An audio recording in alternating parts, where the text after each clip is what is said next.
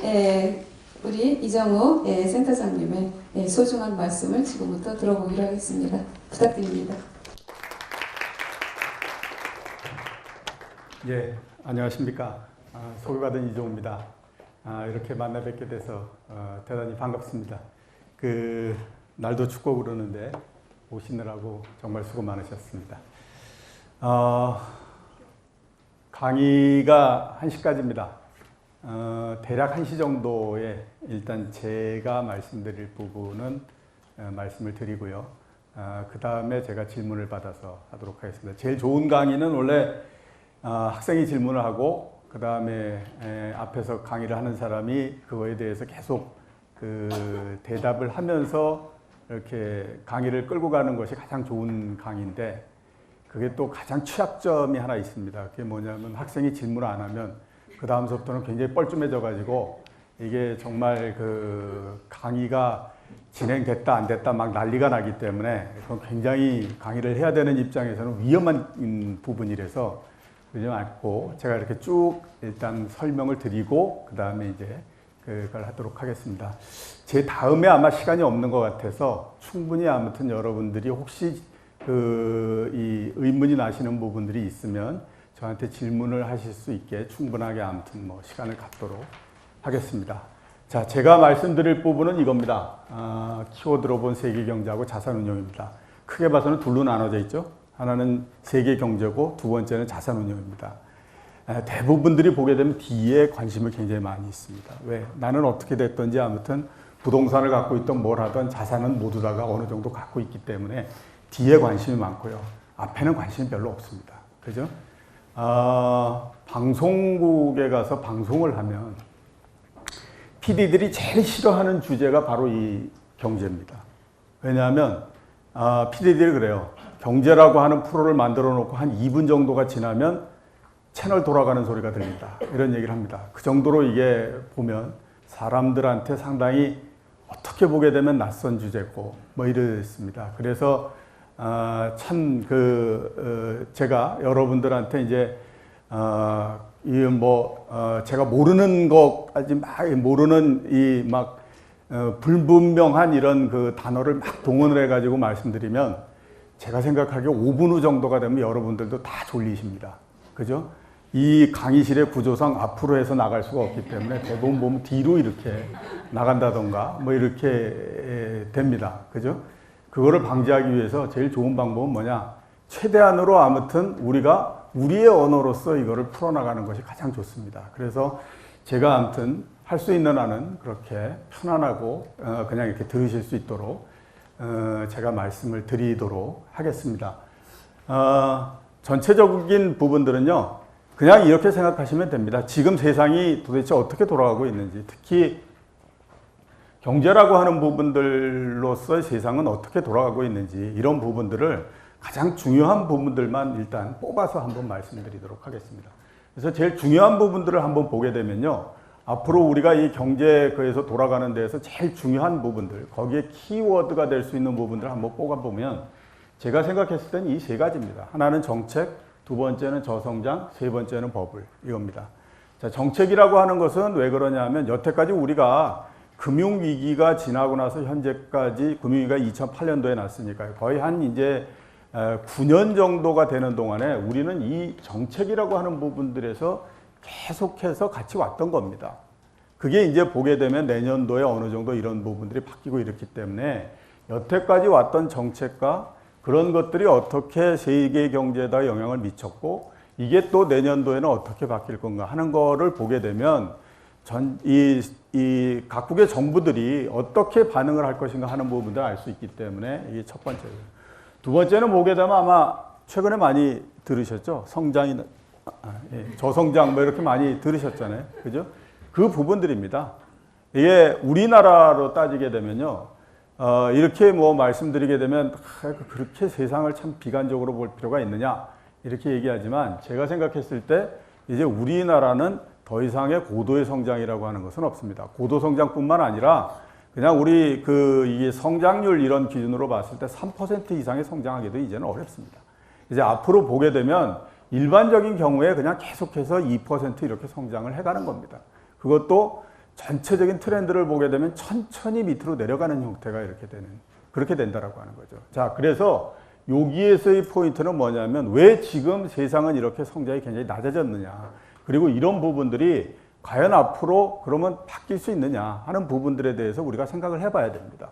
그게 우리나라 경제도 그렇고 세계 경제도 그렇고 앞으로 어떻게 되느냐 하는 부분들과 관련한 부분이죠. 자, 세 번째로 얘기할 수 있는 부분들이 버블이라고 하는 겁니다.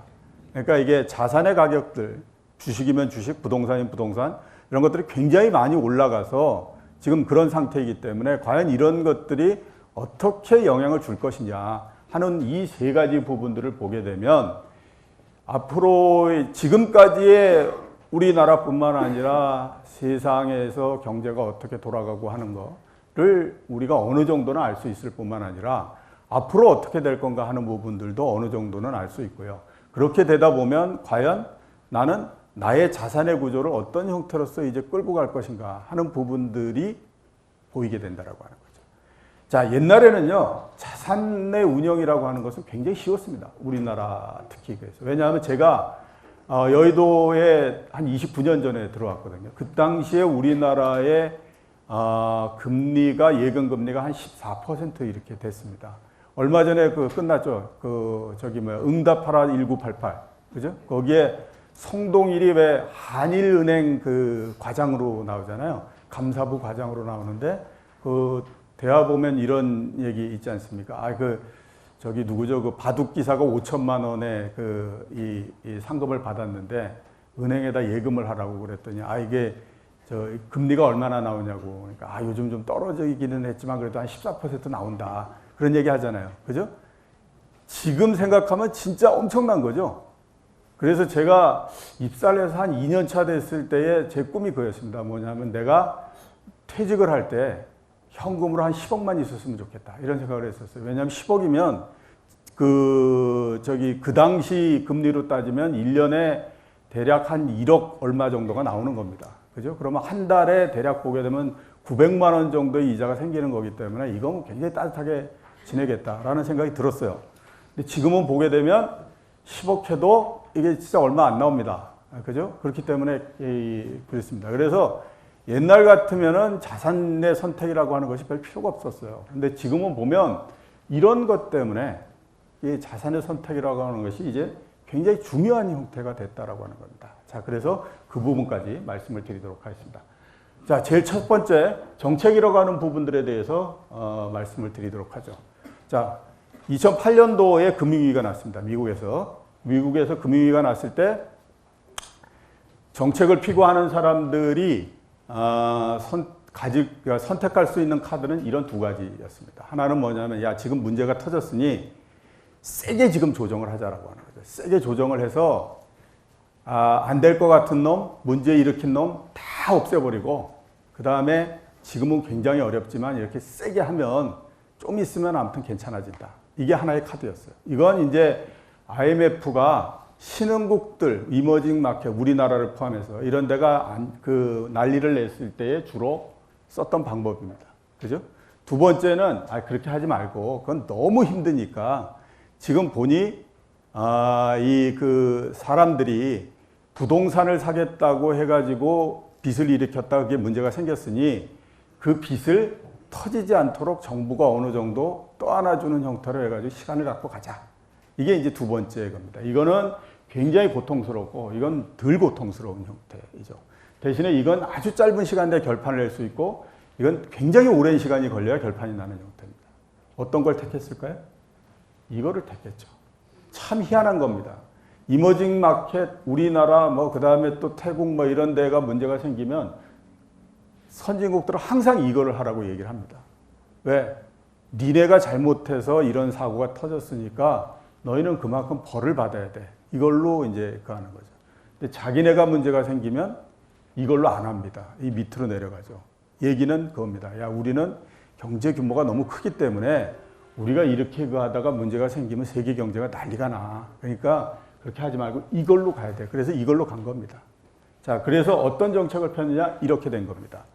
이게 금리가 어떻게 왔느냐 하는 건데요. 요게 1930년대 대공황이 났을 때 금리를 어떻게 움직였느냐 하는 거고요. 빨간색으로 되어 있는 것이 2008년도에 금위기가 났을 때 어떻게 금리를 움직였느냐 하는 것을 본 겁니다. 자, 여기서 보시면 출발점은 거의 비슷합니다. 대공황이 났을 때의 기준금리라고 하죠. 그러니까 중앙은행이 이게 이 결정을 하는 금리, 모든 금리를 결정하는 데서 가장 핵심이 되는 그 금리입니다. 두 개 똑같이 거의 5% 정도에서 또 시작을 했습니다. 대공황이 나고 쭉 내려서 38년도, 즉 한 8년 정도가 지나면 금리를 1.0%까지 내립니다. 그리고 그냥 계속 갑니다. 이거 이상 더 내리지 않고. 자, 이번에 보면 제일 처음에 5% 정도에서부터 시작을 했어요. 사고가 터진 이가 1년 만에 엄청나게 빠른 속도로서 내려서 0.25%까지 금리를 내리고 그 이후로 굉장히 오랜 시간 동안에 걸쳐서 0.25%라고 하는 금리를 계속해서 유지해 갑니다. 그러니까 금리를 내리고 하는 그 정책으로서 봤을 때는 1930년의 대공황 때보다도 훨씬 더 엄청난 강도로서 쏟아부어버리는 형태를 했다라고 하는 겁니다.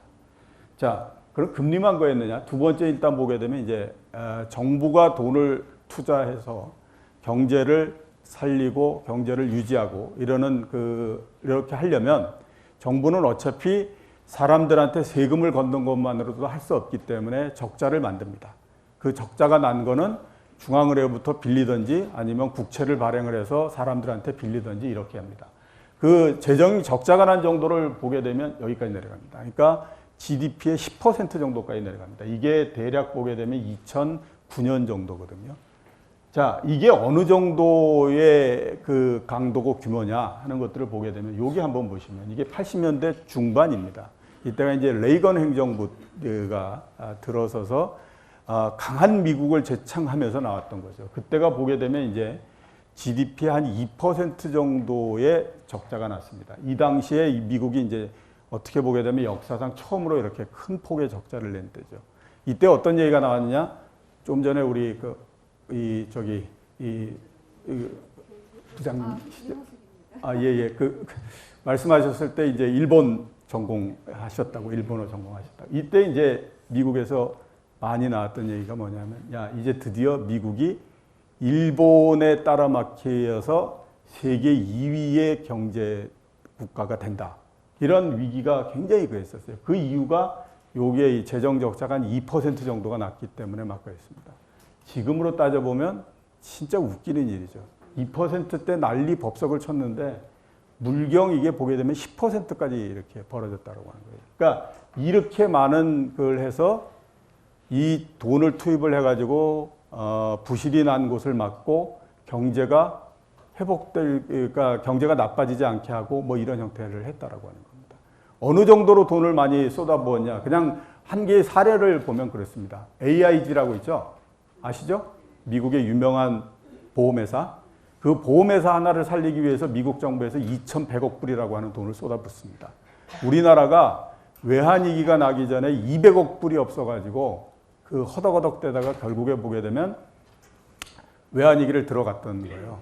그러니까 한 나라를 이 빵꾸난 것보다도 10배가 넘는 돈이 한 기업에서 빵꾸난 거를 그 기업이 망하지 않도록 막아주기 위해서 2,100억 불이라고 하는 돈을 쏟아붓고 난리를 칩니다. 그 나왔던 결과가 이런 겁니다. 그러니까 엄청나게 많은 돈을 경기를 안정시키고 부양시키는 데 쏟아부었다라고 하는 겁니다. 자, 또 보죠. 이게 뭐냐면 통화를 얼마만큼 증가시켰느냐 하는 겁니다. 그러니까 통화를 굉장히 많이 증가시키면 상대적으로 경제가 굉장히 붐이 될 수 있으니까 이렇게 갑니다. 자, 전통적으로 보게 되면 미국의 통화 증가율은 대략 5% 정도에서 이렇게 쭉 갑니다. 중간에 보게 되면 팍 튀어 올라갑니다. 그죠? 2010년도 이때 되면 80%까지 올라갑니다. 그러니까 이 전까지 미국이 1776년도에 그 건국이 되고 오랜 시간 동안에 쌓아왔던 통화보다도 1년 동안 그 통화를 더블시킬 정도로 굉장히 많은 통화를 만들었다라고 합니다. 그래서 이렇게 그랬어요. 자, 이 그래프 보시면 이렇게 나오죠. 증가율이. 이런 게 언제 나옵니까? 이렇게 툭 튀어 올라가는 게. 이 언제 나오냐면 데이터 잘못 넣었을 때 이렇게 나옵니다. 그죠? 그래서 우리가 데이터 잘 넣었는지 못 넣었는지 이렇게 검증하려면 데이터 된 거 가지고 이렇게 쫙 그림 그려보면 갑자기 탁 튀어 올라가면 그거 딱 잡아내가지고 그거 수정하고 하거든요. 근데 이게 잘못 들어간 게 아니라 진짜로 이렇게 들어간 겁니다. 그래서 이렇게 보시는 것처럼 굉장히 많은 돈을 썼고 굉장히 많은 재정을 투입했고 굉장히 금리를 낮췄고 뭐 이런 형태로 해서 계속 했다라고 하는 거예요. 자, 그 결과는 어떻게 됐을까요? 결과는 굉장히 잘 됐으면 아주 해피하게 되는 겁니다. 자, 경제 그 결과를 보게 되면 이런 결과가 나왔습니다. 여기서 보시는 것처럼 성장은 굉장히 낮아졌습니다. 우리나라도 그렇지만 세계적으로 다 그래요. 자, 세계 경제 성장률은 여기서 보시는 것처럼 금융위기가 나기 전에 연평균 5% 정도 성장을 했습니다. 그게 이제 금융위기가 나고 막 한 다음에 이제 안정된 현재에서 보면 세계 경쟁률은 3% 정도가 됩니다. 그러니까 옛날에 비해서 2% 정도 줄어든 거죠. 우리나라를 보면 이렇습니다. 자, 우리나라 금융위기가 나기 전에 이 정도의 성장을 했죠. 여기 그래서 이 금융위기가 났으니까 이 정도가 평균적으로 성장을 했다라고 하는 거예요. 지나놓고 보니까 이렇게 돼 있습니다. 그죠? 자, 보면 대략 한 4% 후반 5% 정도의 성장에서 지금은 보게 되면 그냥 2%로서 성장이 낮아진 겁니다. 그러니까 우리나라도 그렇고 세계적으로도 그렇고 모두 다가 이렇게 많은 것들을 쏟아붓고 했음에도 불구하고 성장을 회복시키지 못했다라고 하는 겁니다. 자, 이것뿐만 더 그한 거는 뭐냐면 돈을 굉장히 많이 쏟아붓고 금리를 굉장히 낮추고 했더니 그 올라가라고 하는 성장률은 안 올라가고 나오는 결과가 뭐냐면 자산의 가격만 엄청나게 올라가는 형태가 됐습니다. 자, 자산 가장 대표적으로 보게 되면 부동산 올라가고요. 주식 올라가고 채권 올라가고 가격이 붙어 있는 모든 것들은 다 올라가 버리는 그런 형태가 됐습니다. 지금도 보게 되면 미국의 주식시장은 사상 최고를 계속해서 기록하고 있습니다. 채권의 가격은 올해 7월, 8월 이때까지만 하더라도 일본이나 독일 이런 데는 금리가 많이 났습니다. 이거는 경제학자들은 도저히 설명을 할 수가 없는 겁니다. 왜? 우리는 인류가 사유재산이라고 하는 거를 만들어낸 이래로 항상 남한테 뭔가를 빌려줄 때는 대가를 받고 빌려줬지 내가 뭔가를 빌려주면서 내가 그걸 빌려간 사람한테 또 대가를 줬던 적은 없다라고 하는 거예요. 그죠? 그게 인정되는 순간에 현대에 만들어져 있는 모든 그 경제적인 이 이론이나 이런 것들은 다 토대가 다 무너지는 겁니다. 자, 근데 그런 일이 발생을 했다라고 하는 거예요. 일본의 금리가 많이 내려갔을 때 마이너스 0.4%입니다. 그러면 어떻게 하냐? 내가 30년짜리 국채를 샀는데 30년 내내 한 푼도 이자를 못 받을 뿐만 아니라 지금 내가 100만 엔을 샀는데 나중에 찾으려고 해봤더니 99만 6천 엔을 나한테 주더라고 하는 거예요. 30년 후에. 사람이 환장할 노릇인 거죠. 그죠? 그렇게 돼요. 이게 그러니까 그런 형태로 해서 가격이 굉장히 많이 올라갑니다. 자, 부동산도 보게 되면 뭐 유럽 같은 데는 몇 년 전서부터 계속 금융위기 이전 수준을 넘어서 계속해서 올라가고 있고요. 올해 이제 기록적으로 미국도 금융위기 이전 수준을 넘어서 갔고 우리나라도 마찬가지로 금융위기 이전 수준을 넘어서 갔죠. 그 얘기는 뭐냐면 사상 최고치를 지금 계속하고 기록하고 있다라고 하는 겁니다. 자, 그렇게 올라가라고 하는 성장률은 안 올라가고 보니까 자산 가격만 엄청나게 올라가는 형태가 돼버렸습니다. 이런 세상이. 그죠? 그리고 또 나오는 게 뭐냐면, 잘 사는 사람은 진짜 또 잘 살고, 못 사는 사람은 계속 또 못 살게 되고, 이게 더 심화되더라라고 하는 겁니다. 이게 미국의 경우입니다. 이 올라가는 게, 이렇게 올라가는 게 이게 뭐냐면, 상위의 1%에 있는 사람들이 가지고 있는 그 소득에, 이게 내가 소득, 버는 그거를 합친 거고요. 이렇게 다이나믹하게 내려가고 있는 것이 하위 90%들이 가지고 있는 겁니다. 그러니까 1%는 올라가고 90%는 계속 내려오고 이게 90%에서부터 99% 사람은 그냥 이렇게 안정적이고 이런 형태가 되는 거죠. 그러니까 죽어나는 거죠. 굉장히 해피한 형태가 되는 거고 이런 형태로서 됐다라고 하는 겁니다. 그 엄청난 돈과 많은 것들을 쏟아 부었음에도 불구하고 보시는 것처럼 분배 구조는 대단히 악화되는 형태가 되어버렸고 그 다음에 여기서 보시는 것처럼 자산 가격은 굉장히 많이 올라갔고 여기서 보시는 것처럼 원래 목표로 했던 성장은 회복이 안 되는 형태가 되어버린 거죠. 자, 이렇게 됐습니다. 그러면 이제 어떤 생각들을 할까요? 사람들이. 이런 생각하지 않겠습니까? 야, 진짜 그 많은 거를 했는데 여태까지도 안 되면 정부가 진짜 이거를 바꿀 수 있는 능력이 있는 거야? 이런 생각이 들 수밖에 없잖아요. 그죠? 그러니까 이제 지금이 보게 되면 그런 기로에 와 있는 겁니다. 그러니까 그걸 우리가 쉽게 생각하면 그렇습니다. 모두 다가 내가 애를 낳고 애가 한 살 정도 돼서 짝하면 어떤 엄마든지 다 그런 환상을 갖습니다. 내가 천재를 낳았다라는 생각을 해요. 왜? 내가 보니 우리 애가 뭔지 다른 애보다도 굉장히 잘하는 것 같다라는 환상을 항상 가져요. 그죠? 그래서 막 이렇게 쏟아붓습니다. 나중에 언제 그 환상이 깨기 시작하면 고2 때 되면 깨기 시작합니다. 그죠? 제 1차로 깨는 거는 중학교 때서부터 깨요. 왜? 초등학교까지는 1, 2, 3등이 안 나오거든. 근데 중학교 때 가면 드디어 이제 1, 2, 3, 4등이 이렇게 나오기 시작해요. 그러면 이게 중학교 때 되면 내가 천재는 안 나온 것 같다. 이런 생각이 들어요. 근데 이제 마지막에 이제 결판이 가는 건 고2 때 그에 보면 이게 이제 그때 되면 대략 감이 잡히기 시작합니다. 얘가 대략 앞으로 수능을 봐서 학교를 어느 정도 가겠구나 이런 게 됩니다. 그래서 잘 안 나온다고 생각하면 그때 과연 계속 배팅을 할 것인가 말 것인가 하는 것들에 대해서 고민을 굉장히 할 수밖에 없는 거잖아요. 부모 입장에서. 지금이 딱 그런 겁니다. 자, 여태까지 보게 되면 굉장히 많은 걸 쏟아부었어요. 진짜 사상 초유의, 그러니까 누구도 생각할 수 없어요. 인간이 그냥 상상 속에 해봤을 정도로 많은 것들을 쏟아부었다라고 하는 겁니다. 그리고 그 결과는 제가 아까 말씀드렸던 것처럼 대단히 초라한 결과를 얻었기 때문에 여기에서 보게 되면 이제 과연 정부가 뭔가를 할 수 있는 능력이 있느냐라고 하는 것들에 대한 그 의문에 계속해서 지금 부딪힐 수밖에 없는 그런 상태가 지금 된 겁니다. 자, 그렇게 되다 보니까 그 다음에는 어떤 게 나오냐면 과연 우리는 정부를 믿을 수 있을까라는 생각이 들고요. 그 다음에 보게 되면 또 이런 생각이 들어요. 여태까지 그 많은 거를 했는데도 안 됐는데 이제 남은 것도 얼마 없는 것 같은데 그 남은 거 딸랑 이렇게 한다고 해가지고 과연 뭐가 달라지겠니? 이런 생각이 이제 들 수밖에 없는 지금 상황인 겁니다. 이렇게 돼서. 그래서 이런 것들이 이제 보게 되면 그 굉장히 변화할 수밖에 없는 그런 그 기로점에 이제 서 있는 그런 그 부분들인데요. 어떤 형태로 하냐면, 자, 여태까지 우리의 목표는 금융위기가 나기 전의 수준으로서 경제를 돌려보자라고 하는 것이 우리의 목표였다라고 하는 거예요. 근데 한 8년, 9년 정도가 지나면서 봤더니 그거는 안 될 것 같다라는 생각이 든 겁니다.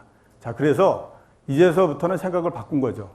무리하게 그렇게 가지 말고 그냥 우리가 이제 보니 한 옛날에 비해서 훨씬 더 경제가 안 좋고 낮은 성장이 되고 이러는 거는 이제 불가피한 것 같다. 그럼 우리 그걸 인정하자라고 되는 겁니다. 그래서 그걸 인정하면 어떻게 될까요? 그걸 인정하면 앞에서 봤던 것처럼 이렇게 할 필요가 없다라고 하는 겁니다. 이렇게 무리하게 금리를 내리고 이렇게 무리하게 많은 돈을 쏟아붓고 이렇게 해야 될 필요가 없다라고 하는 거예요. 목표의 변경입니다. 그러니까 자, 내가 서울에 있는 굉장히 좋은 대학에 애를 보내겠다라고 생각하면 모든 과목에 다 이게 과외를 시키고 난리법석을 피고 해야 되는데 그게 아니고 내가 보니 우리 애가 참 공부를 못한다. 그래서 훨씬 낮춰서 내가 목표를 딱 잡으면 그 다음에는 그렇게 해야 될 필요가 없는 거죠. 지금이 딱 그런 상태인 겁니다.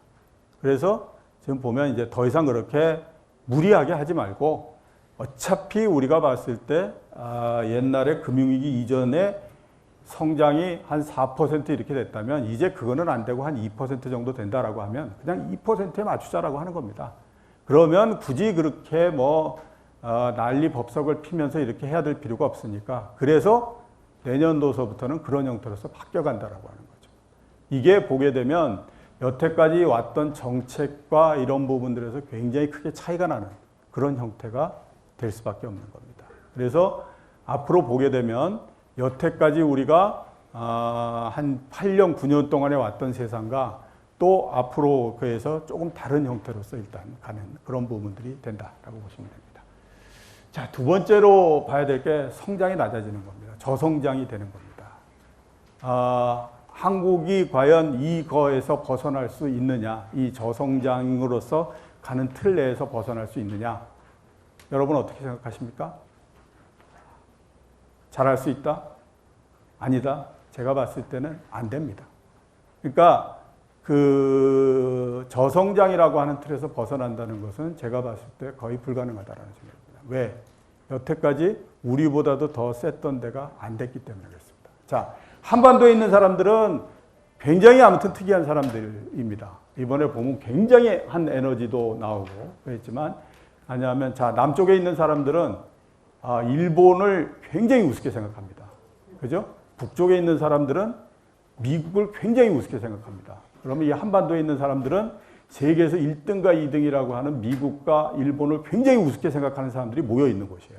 그러니까 이게 대단히 아무튼 그 에너지틱한 이런 사람들로서 이제 쫙 이렇게 돼 있는데, 우리가 이제 일본 가했을 때 굉장히 우습게 생각하잖아요. 그죠? 그래서 이제 유흥준 교수 같은 경우에 그 얘기 하지 않습니까? 뭐 해서 도쿄, 교토에 뭐가 있고 이렇게 쫙 해서 이게 일본의 예술이 어떠고 이렇게 해서 자기가 쭉 강의를 하고 나면 그 다음에 꼭 사람들이 하는 얘기가 그거라는 거잖아요. 그거 우리가 다 가르쳐 준 겁니다.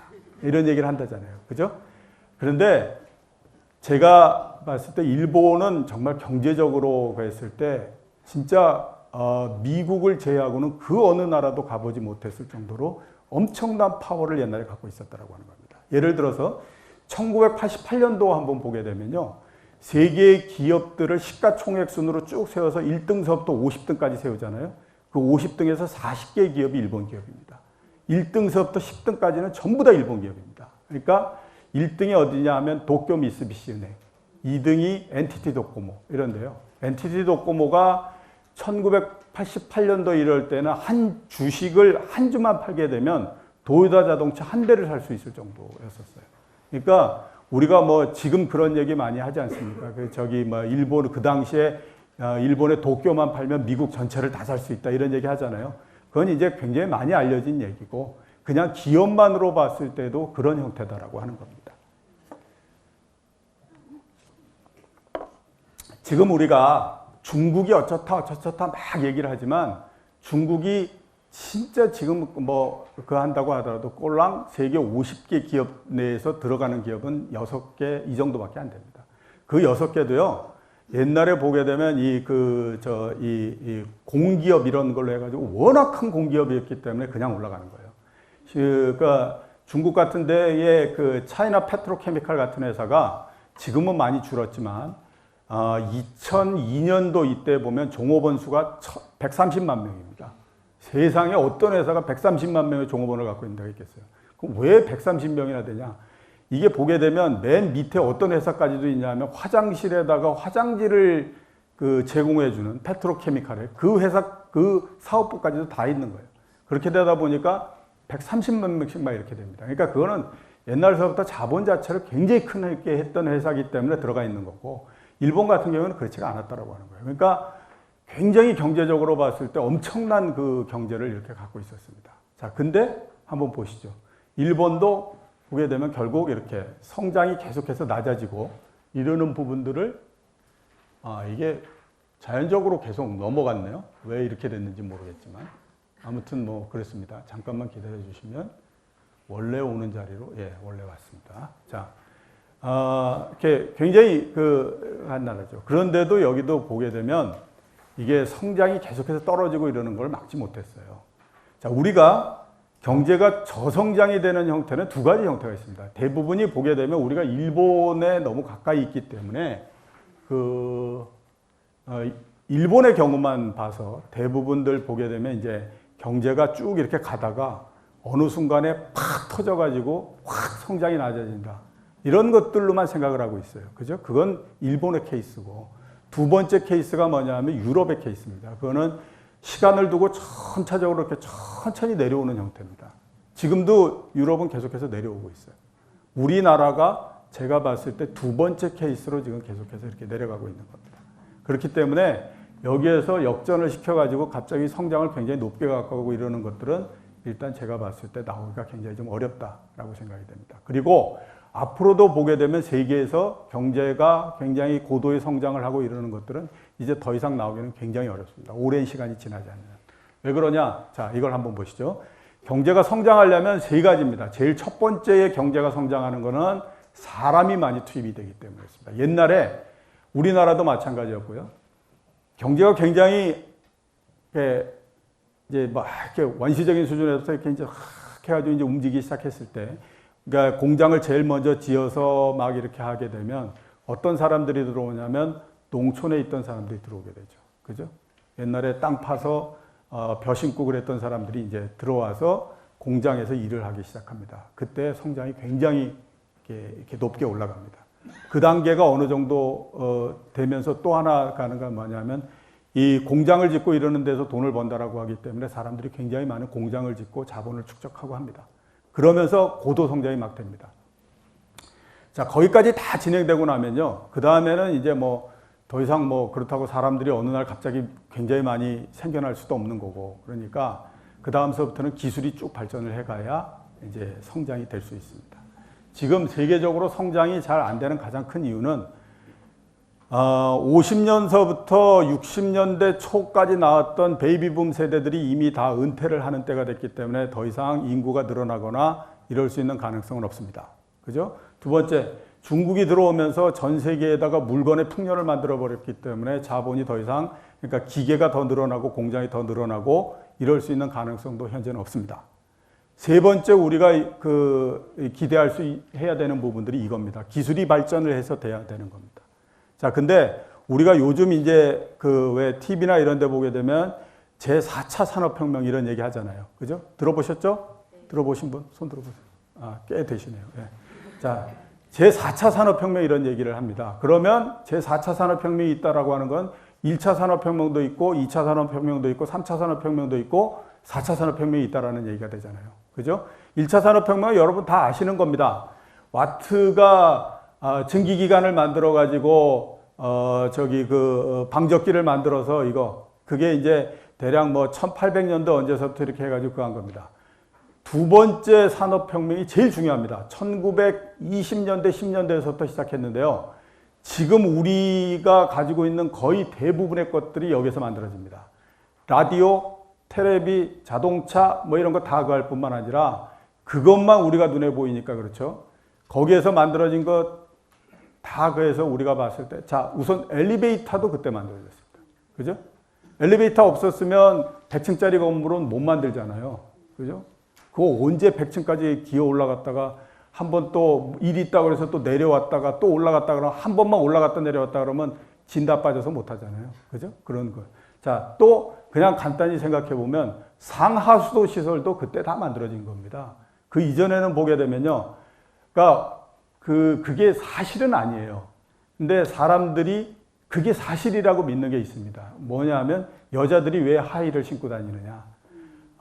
파리에서 상하수도 시설이 안 돼 있고, 그러니까 개들이 길거리에다 똥을 너무 많이 싸고 사람들이 길거리에다 오물을 버려버리니까 여자들이 그거를 피해서 다니기 위해서 이 하이힐을 만들었다 이런 얘기를 해요. 근데 그거는 그 물건의 역사에서 봤을 땐 그건 거짓말인데 모두가 다 그렇게 생각합니다. 자, 그런 것들, 상하수도 시설을 비롯해서 모든 것들이 다 2차 산업혁명 때 만들어졌다고 하는 겁니다. 그러니까 무슨 얘기냐면 인류에게 가장 큰 영향을 미쳤던 산업혁명이 2차 산업혁명입니다. 4차 산업혁명은 뭐냐? 2차 산업혁명 때 만들었던 거를 기반으로 해서 요것과 요거를 연결해가지고 뭘 하면 어떻게 될까라고 하는 거예요. 그러니까 그 얘기는 뭐냐 하면 결국 별로 그렇게 중요하지 않다라고 하는 겁니다. 그리고 많은 것들에 영향을 미쳤던 것은 결국 2차 산업혁명으로서 그랬는데 이 2차 산업혁명이라고 하는 것이 대략 보게 되면 1970년대 중반이 되면 끝이 납니다. 그리고 1990년대 이때까지 그 영향이 계속 되다가 대략 보게 되면 2000년대 수준이 되면 2000년대 정도가 되면서 더 이상은 이렇게 진보하지 않습니다. 자, 한번 생각해 보시죠. 1990년서부터 시작해가지고 현재까지 봤을 때 그 이전에 없었던 것에서 새로 나왔던 것이 뭐였을까요? 핸드폰? 스마트폰? 얘기 많이 하죠. 핸드폰이라고 하는 것은 10년도, 1800년대 후반이 때 그라함 벨이 만든 전화라고 하는 것에서 파생돼 나온 겁니다. 그죠? 자, PC. 제일 보급이 많이 된 것은 1990년대지만 PC가 제일 먼저 나온 것은 1950년대에 이미 나오기 시작을 한 겁니다. 그러니까 그때는 퍼스널 컴퓨터가 아니고 그냥 컴퓨터죠. 연산 하나 하려면 이만큼의 방에다가 진공관을 다 심어야 돼. 그렇지만 아무튼 나온 겁니다. 그죠? 그래서 원시적인 개념은 다 2차 산업혁명 때 만들어졌고, 그 다음에 이렇게 됐다라고 하는 거예요. 그래서 이게 보게 되면 지금 성장이 안 되고 그러는 큰 이유 중에 하나가 이렇게 보게 되면 기술의 진보가 이제 한계에 부딪혔기 때문에 그런 형태입니다. 이게 2차 산업혁명이라고 하는 것은 굉장히 아무튼 중요한 부분입니다. 왜? 요즘 굉장히 문제가 되고 있는 말을 한번 보죠. 말. 그죠? 굉장히 그 문제 많이 되고 얘기 많이 되잖아요. 말과 개가 대한민국의 역사를 바꿨다라고 얘기를 하더라고요. 그래서 이제 말 그거 하는데, 말 이렇게 한번 보게 되면 말이라고 하는 것이 1년 정도 가면 그 1년의 관리비가 그 말값만큼 들어갑니다. 요즘과는 30억짜리 말은 뭐 그 정도는 안 될 거라고 보이는데 아무튼 그 정도 들어가요. 그거를 대체한 것이 자동차입니다. 그래서 그 다음에 비행기가 보게 되면 굉장히 강한 게 우리가 지금 보게 되면 비행기 속도가 계속해서 높아질 거라고 생각을 하잖아요. 그죠? 근데 비행기의 속도가 제일 빨랐던 것이 언제냐면 1980년대에 제일 빨랐습니다. 아시겠지만 콩코드라고 하는 것이 있었잖아요. 그죠? 그 유럽에서 만든 그게 최고의 속도를 기록을 했어요. 여태까지. 근데 그 이후에 그 속도가 높아지지 않은 가장 큰 이유는 그렇게 해서 높은 속도를 만들어 봤더니 굉장히 비경제적이다라고 해서 만들지 않았기 때문에 그렇습니다. 자, 이런 것처럼 모든 기술은 이미 보게 되면 굉장히 높아졌고 앞으로도 보게 되면 그렇게 높은 수준과 그 다음에 또 많은 사람들에게 영향을 줄 수 있을 만한 기술이 안 나오기 때문에 이 기술의 진보라고 하는 것이 멈춰지면서 세계적으로 보면 성장이 상당히 약화되는 형태가 됐다라고 하는 겁니다. 자, 넘어가서 두 번째 일단 보게 되면요. 이거는 이제 우리나라하고 굉장히 관계가 많이 깊습니다. 이게 뭐냐면 소득이 굉장히 정체되는 겁니다. 이거 한번 보시죠. 이게 뭐냐면 임금을 뺀 그 소득이 얼마만큼 증가했느냐 하는 겁니다. 15페이지입니다. 15페이지. 자, 여기 보시면 2011년서부터 0.3% 올라갔습니다. 그러니까 0.3% 올라갔다는 건 거의 임금이 올라가지 않았다라고 하는 얘기가 되죠. 그죠? 임금이 거의 정체돼 버린 형태가 되지 않습니까?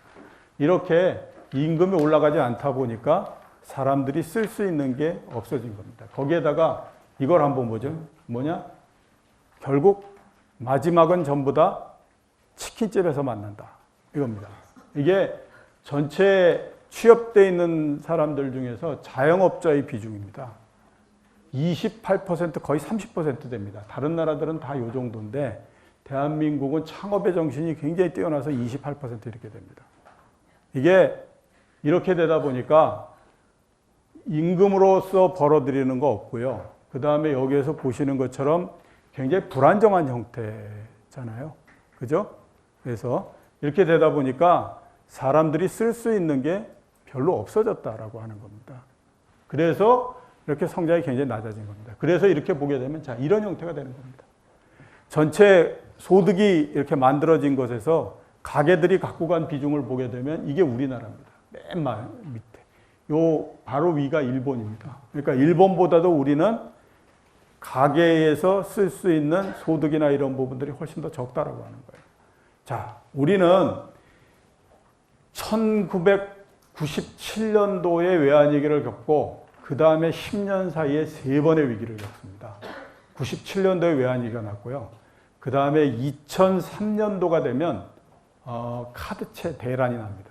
그죠? 그 다음에 2008년도에 금융위기가 나요. 그러니까 10년 사이에 3번의 위기가 발생을 합니다. 우리나라 사람들이 학습 능력이 굉장히 뛰어나거든요. 정말 제가 봤을 때 이렇게 뛰어난 학습 능력을 갖고 있는 사람들이 없다라는 생각이 들 정도로 굉장히 학습 능력이 뛰어나요. 그런 사람들이 10년 사이에 3번의 위기를 이렇게 겪다 보니까 이게 위기가 되면 사람들이 어떻게 된다라고 하는 것들에 대한 매뉴얼이 딱 잡혀져 있는 겁니다.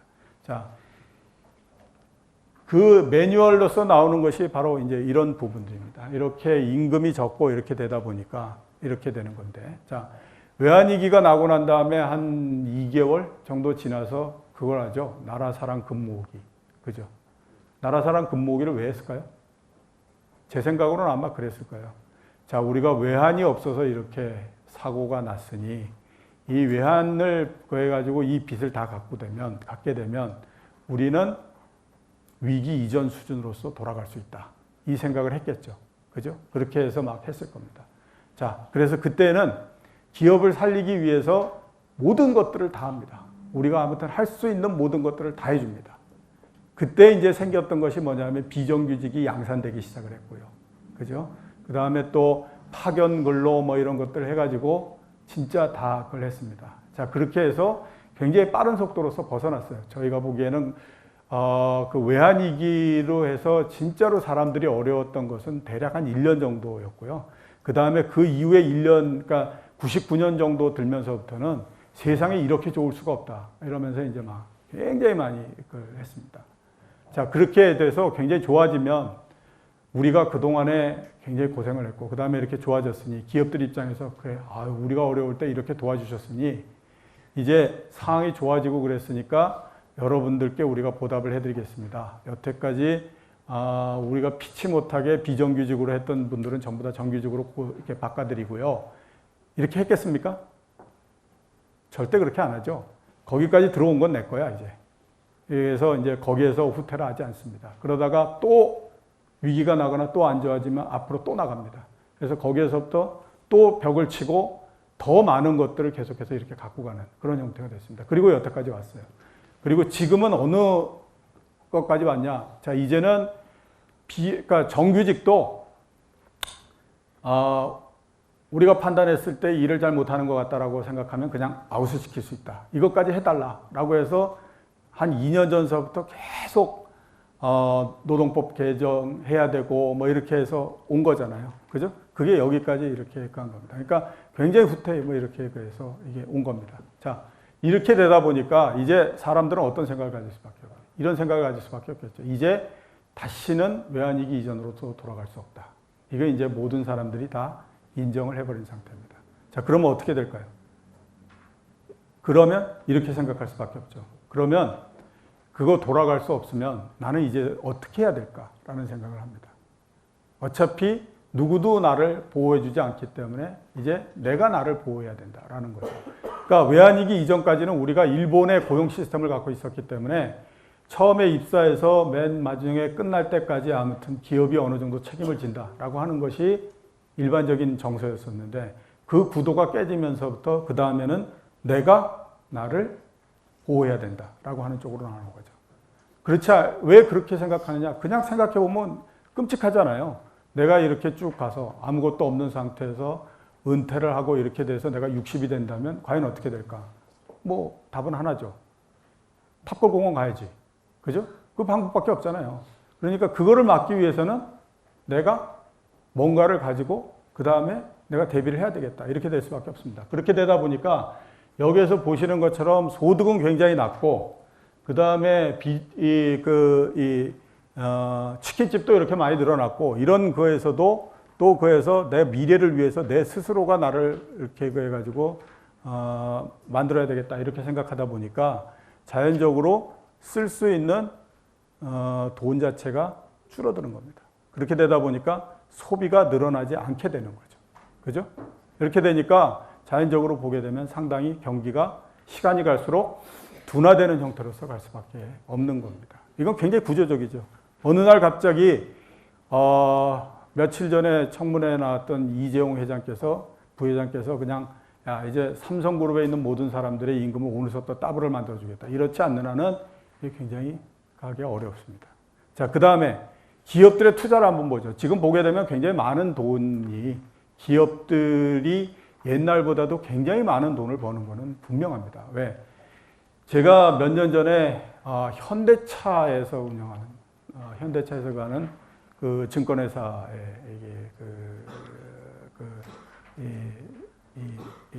다녔었는데요. 현대차가 옛날에 그러니까 외환위기가 나고 뭐 이러기 전까지 보게 되면 1년에 이익이 대략 3천억 정도 나면 그 해에는 굉장히 성공적으로서 아무튼 영업을 할 때입니다. 지금은 보게 되면 1년에 4조 이상 이익이 납니다. 그러니까 기업들은 굉장히 많은 돈을 굉장히 버는 거. 그거 분명합니다. 자, 그런 상태에서 국가 경제가 발전하려면 그 기업들이 벌고 이랬던 거를 투자하고 이렇게 하면 이제 그 국가 경제가 계속해서 발전할 수 있습니다. 자, 근데 한번 생각을 해보시죠. 여러분 다 아시죠? 쌍용그룹이라고 아시죠? 자, 외환위기가 나고 난 다음에 한 정리되고 한 1, 2년 정도 지났을 때 어떤 재벌 총수는 앉아서 이런 생각을 해봤을 겁니다. 왜 하나는 망하지 않고 왜 쌍용은 망했을까? 이런 생각을 안 해봤겠어요? 그죠? 해봤겠죠? 결론은 이렇게 났을 겁니다. 쌍용은 실력도 안 되면서 자동차 한다고 난리치다가 저 모양 적골됐다. 이렇게 되죠. 그러니까 그때서부터 나오는 생각이 뭐냐면 자, 확실한 거 아니면 투자하지 마라. 라는 게 되는 겁니다. 그러니까 돈 벌어서 이렇게 국가 경제 쭉 될 수 있도록 소비를 해야 되는 쪽에는 돈이 못 가기 때문에 안 되고 돈을 갖고 있는 기업들은 투자를 안 하게 되고 안 하면서 계속 그냥 안에다가 쟁여놓는 형태가 되다 보니까 국가 경제 자체가 그렇게 발전할 수가 없는 상태가 되는 겁니다. 그게 지금 이거기 때문에 이런 구도는 갑자기 어느 날 그래서 바꾸기 어렵습니다. 왜? 기업들이 그 하는 거 보면 그렇잖아요.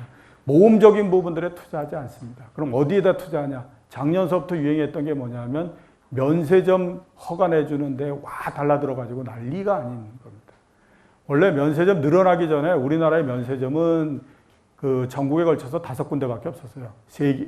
서울에 4개, 그 다음에 제주도에 하나 이렇게 해서 이제 5개 있었는데 지금은 보면 이번에 그 선정까지 끝나면 서울에 12개입니다. 제주도에도 2개 있고요. 부산에도 2개 있고 강원도에도 1개 생깁니다. 그러면 문제가 뭐냐? 여태까지는 주자가 적었기 때문에 면세점이 굉장히 잘 됐는데 하도 많은 놈들이 들어오다 보니까 이게 5년에 한 번씩 이제 면세점 갱신하거든요. 어떤 놈은 내가 봤을 때 5년 내내 적자도 한번 벗어나지 못하고 인허가 끝나고 뭐 이러는 까지 나온다. 그러니까 이렇게 안전하다라고 하는 쪽에는 굉장히 몰리는 형태가 되지만 옛날에 삼성이 반도체 투자하고 이럴 것처럼 굉장히 모험적이고 이런 부분들에는 들어가지 않는다라고 하는 겁니다. 자, 그래서 이렇게 보시는 것처럼 소비와 투자가 이루어질 수 있는 여건 자체가 굉장히 약화되다 보니까 마찬가지로 경제에서 성장이나 이런 부분들이 굉장히 더디게 진행되는 그런 형태가 됐다라고 하는 겁니다. 자, 이 부분은 뭐냐면 중국이 그동안 굉장히 많이 성장을 했죠.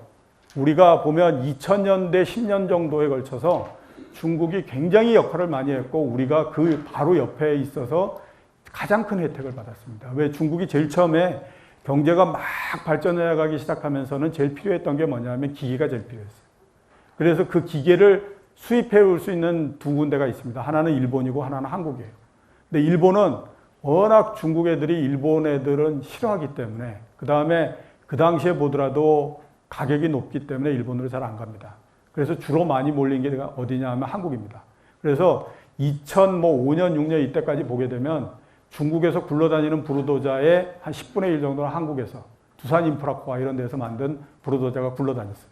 그래가지고 그때 아무튼 보게 되면 이게 서부 대개발을 하게 되면 한국의 브루도자가 엄청나게 뭐 이런 얘기를 하고 그랬어요. 그래서 우리가 보면 중국이 좋아지고 그러는 것에서 가장 큰 혜택을 받고 이렇게 됐다라고 하는 겁니다.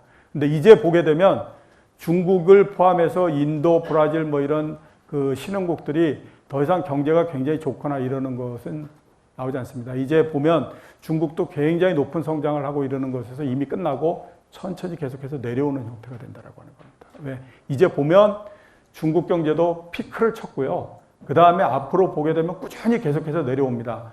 대략 보면 2020년 정도 되면 중국의 성장률도 5% 뭐 이런 정도로서 갑니다. 우리나라가 그랬어요. 1988년도에 피크를 칩니다. 경제 성장률로 보게 되면 11% 정도에서 피크를 칩니다. 그리고 지금까지 보게 되면 88년도서부터 지금까지 대략 20몇 년 동안에 걸쳐서 계속해서 천천히 내려오잖아요. 그죠? 그래서 지금은 드디어 보면 이제 한 2% 정도로서 성장이 줄어듭니다. 지금 중국이 쭉 이렇게 내려오는 과정으로서 갑니다. 왜 이렇게 되냐면요. 그냥 이렇게 생각해 보면 굉장히 간단하게 우리가 이해를 할 수가 있습니다. 제일 처음에 우리가 1988년도 이전 이럴 때 경제는 어떻게 운영됐느냐. 세상에서 가장 근면하고 세상에서 가장 손재주가 좋으며 그 다음에 아주 학습 능력이 뛰어난 사람들을 굉장히 낮은 가격에 고용을 해서 대충 물건을 만들어서 그걸 세계에다가 싼 가격에 내다 파는 것이 우리나라의 경제를 운영해 왔던 시스템입니다. 그 전에 무슨 뭐 대우가 어떻고 그 다음에 뭐 현대가 어떻고 얘기하지만 거의 대부분이 다 그런 형태였어요. 지금은 보면 삼성의 세탁기 이런 것들이 굉장히 강하지만요. 삼성이 제일 처음에 세탁기를 만들어서 어디로 들어갔냐 하면 중남미로 들어갔어요. 근데 그 뭐 삼성이라고 하면 브랜드를 압니까? 뭘 압니까? 그죠? 그렇게 하잖아요.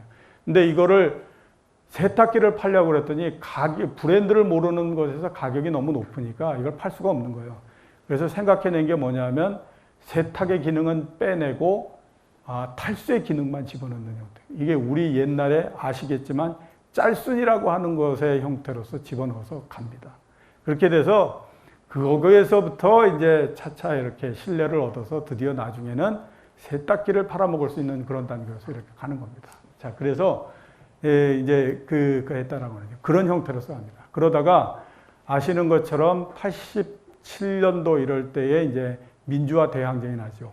그 다음에 조금 지나게 되면 우리나라 역사상 세 번째로 큰 노동 스트라이크가 일어납니다. 그리고 그때에서부터 임금이 계속해서 올라가기 시작합니다. 1년에 한 20% 내지 25%씩 임금이 계속해서 올라갑니다. 그러면 한 4년 정도 되면 임금이 더블이 돼버리죠. 그러니까 옛날의 시스템으로서 갈 수 없는 거예요. 그래서 야 이제서부터 우리 자동차도 잘 만들고 반도체도 잘 만들어 보자라고 해가지고 하다가 잘못해가지고 외환위기 나고 뭐 이런 형태로서 간 거예요. 중국도 마찬가지로 보게 되면요. 중국이 뭐 얘기를 해도 중국 경제의 가장 큰 경쟁력은 뭐냐 하면 엄청나게 많은 쪽수입니다. 그죠? 15억 명이라고 하는 엄청난 숫자의 이게 그냥 큰 힘이었다라고 하는 겁니다.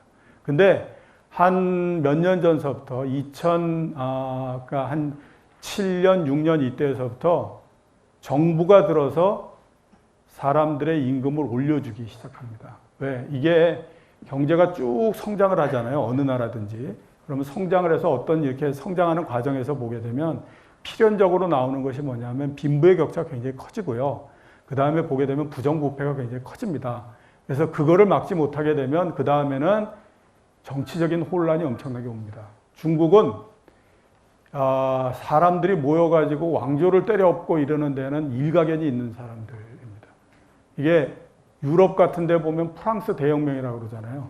꼴랑 1700년대에 한번 사람들이 모여서 프랑스 왕조 한번 엎은 거 가지고 얼마나 감격스러웠으면 대혁명이라고 얘기를 하겠습니까? 근데 중국은 보게 되면 이미 기원전 200년대에 진나라가 망할 때 진승과 오강이 해가지고 가다가 야 에라 왕우장상에 씨가 따로 있냐 우리 모여가지고 한번 해보자 해가지고 사람 모아서 가가지고 확 엎어버리고 막 이러는 거예요.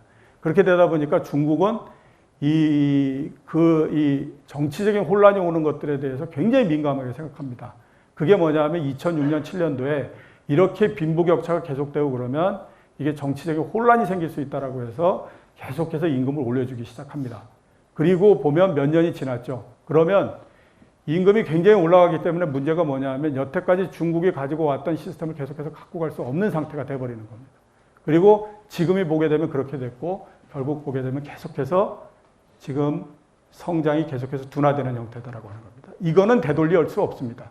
그죠? 그렇기 때문에 앞으로 보게 되면 중국의 경제나 이런 부분들도 꾸준히 약해지는 형태가 될 걸로 그렇게 생각합니다. 그래서 이런 부분들이 다 세계 경제를 그리고 우리나라 경제를 성장이 굉장히 낮게 만드는 형태가 된다는 거예요. 제가 말씀드렸던 부분 어떤 것도 쉽게 해결할 수 있는 것이 없습니다. 그죠? 지금 어느 날 갑자기 기술이 확 발전할 수 있는 것도 아니고 어느 날 갑자기 우리나라의 경영자들이 개가천선해서 내일서부터 임금 더블을 만들어주자 이렇게 갈 수 있는 것도 아니고 그죠? 그렇기 때문에 이런 성장의 둔화 이런 부분들은 당분간 계속될 수밖에 없고 우리나라의 경제는 굉장히 성숙되어 있는 형태이기 때문에 마찬가지로 상당히 오랜 이제서부터는 높은 성장이나 이런 부분으로서 갈 수 없다라고 하는 겁니다. 자, 세 번째 보죠. 자산의 가격입니다. 이게 부동산입니다. 유럽은 여기서 보시는 것처럼 꾸준히 계속해서 올라갔고요. 그죠? 지금도 부동산 가격이 계속해서 올라갔습니다. 우리나라가 이런 형태입니다. 이게 이제 평균적인 형태예요. 제일 처음에 2007년도, 2006년도까지 이렇게 쭉 올라갔다가 그 다음에는 전체적인 거 이렇게 눕는데요. 이 전체적으로 눕는 과정 속에서 매기가 어디로 가냐면 지방으로 내려갑니다. 제일 먼저 오른 데가 뭐냐면 부산 이런 데서부터 오르기 시작합니다. 왜? 지금 그 유명한 해운대 LCT인가요? 그래서 해운대 쪽 거예요. 옛날에 보면 부산에 출장 가서 이렇게 보면 해운대 정말 좋아요. 막 진짜 높은 건물 가고 그러는데 저녁에 보면 불이 안 들어와. 왜? 미분양이 돼가지고. 마크했었어요. 그래서 마크했었어요. 그러다가 그런 것들이 이제 이 단계에 수도권에서 가격이 멈추기 시작하면서 그쪽으로 내려가기 시작합니다. 그래서 부산 이런 데에 해운대에서부터 시작을 해가지고 그게 해운대에서 어느 정도 치고받고 난리를 치고 난 다음에 그 다음에 어디로 가냐면 대구로 또 올라옵니다. 대구에서 또 치고받고 막 해요. 그 다음에 또 대전으로 갑니다. 그래서 대전에 막 올려. 그 다음에 또 내려가서 광주로 내려가. 그 다음에 또 부산으로 갔다가 막 이렇게 해서 쭉 돌았어요. 그게 작년도 초까지의 형태였습니다. 그러다가 작년도에 이렇게 올라가기 시작하죠. 드디어 수도권에서. 왜? 정부에서 야, 금리도 낮추고 그러니 이제 금리도 낮고 그러니 이제서부터 돈을 빌려서 집을 사라. 이렇게 돼서 드디어 이제 강남에 있는 재건축 아파트를 필두로 해가지고 올라가기 시작을 합니다. 그죠? 그래서 만들어진 게 이거예요. 그리고 사상 최고치를 기록을 했습니다. 지금 보게 되면 부동산의 가격들이 전 세계적으로 굉장히 많이 올라가 있는 상태입니다. 버블의 완성은 부동산을 통해서 만들어집니다. 왜? 어느 나라든지 부동산이라고 하는 것이 그 나라에서 가장 큰 자산입니다. 부동산보다도 큰 자산은 없습니다. 그죠? 이 때문에 이렇게 해서 전체적인 버블이 만들어지는 형태가 됐다고 합니다. 이것뿐만 아니라 이거는 그냥 자산이 만들어지는 버블이고요. 그 다음에 뭐냐면 부채도 엄청나게 늘어나는 형태가 됐습니다. 이게 아시아에 있는 나라, 그 이머징 마켓에 있는 나라들인데, 자, 요게 요렇게 회색으로 이렇게 해서 올라가는 이게 중국이 전체적으로 부채가 얼마만큼 늘어났느냐 하는 거 본 건데요.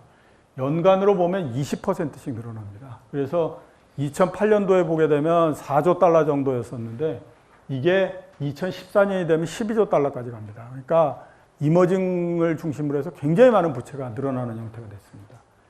주로 어디에서 부채가 늘어나냐면 여기 보시는 것처럼 이머징 마켓에, 즉 신흥국에 있는 기업들이 돈을 많이 빌려서 이렇게 했습니다.